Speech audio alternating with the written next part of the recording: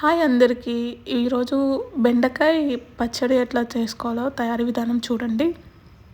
And నేను ఇక్కడ half KG వరకు బెండకాయలు తీసుకున్న, కొంచెం కొత్తిమీర, కరివేపాకు, ఒక చిన్న ఉల్లిగడ్డ, కొంచెం చింతపండు, ఇంకా 2 పెద్ద సైజ్ టమాటాలు తీసుకున్నాను.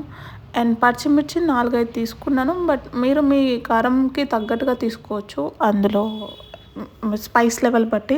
దాని తర్వాత ఫస్ట్ బెండకాయలను నేను బాగా వేపుకున్నాను. అంటే ఒక 70-80% వరకు అది కుక్ అయ్యేటట్టు చూసుకున్న బెండకాయలని.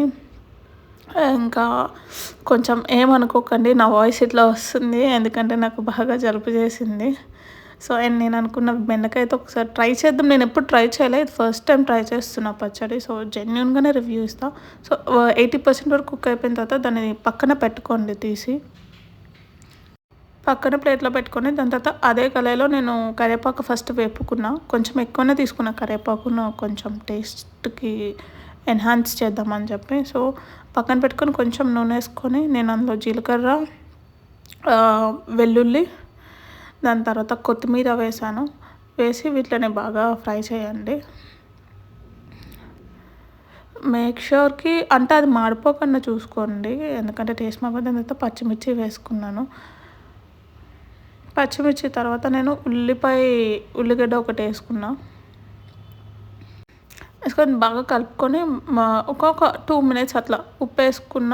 ఉప్పు అంటే మళ్ళీ ముందు నుంచి వీటికి విశ్రమంకి పట్టకపోతే తర్వాత వేసిన అంత టేస్ట్ రాదని నేను ముందే వేసుకుంటున్నా ఇందులోనే. దాని తర్వాత ఒక కప్పు, అదే చెప్పా కదా, 2 పెద్ద టమాటాలు తరుగు కూడా వేసుకుంటున్నాను.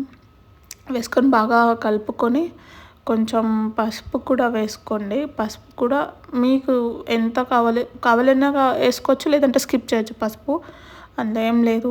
దాని తర్వాత దీన్ని బాగా కలుపుకొని ఇది మగ్గేంత వరకు మగ్గడానికి మూత పెట్టుకోండి.